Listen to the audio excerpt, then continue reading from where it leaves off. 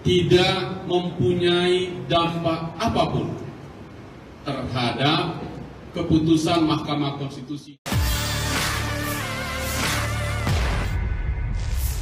Tim Kemenangan Nasional, TKN, Prabowo Subianto dan Gibran Rakabuming Raka memberikan keterangan seusai putusan MK soal batas usia Capres-Cawapres pada Selasa, 7 November 2023.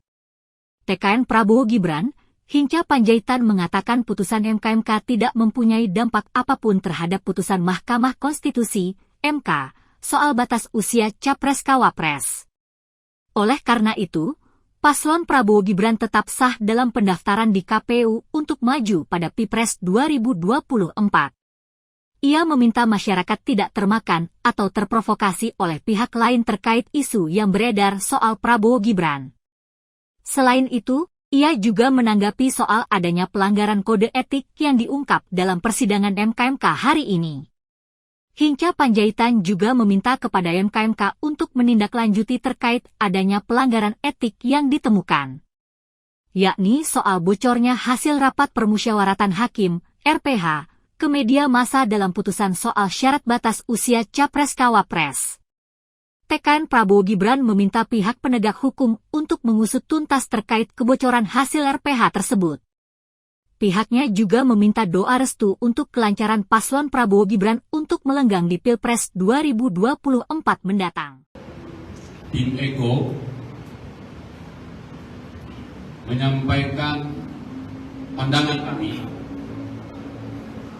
terhadap apa yang sudah diputuskan Majelis Kehormatan Mahkamah Konstitusi yang kita sebut MK.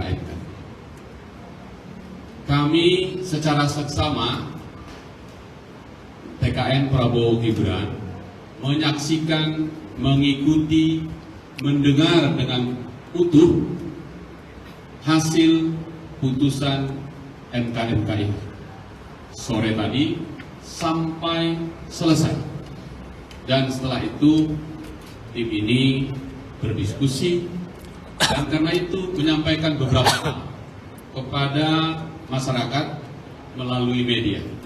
Pertama, putusan Majelis Kehormatan MK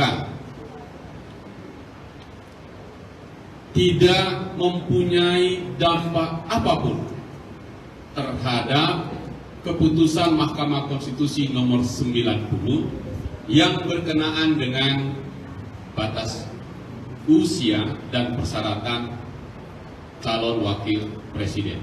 Oleh karena itu, pasangan Prabowo Subianto Gibran mendaftar ke KPU secara penuh dan mengikuti proses itu untuk kemudian KPU mengambil keputusan menjadi pasangan yang sah.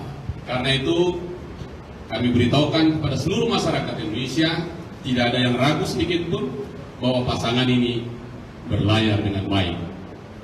Kedua, sehubungan dengan adanya perkara nomor 141 yang didaftarkan beberapa hari lalu di Mahkamah Konstitusi.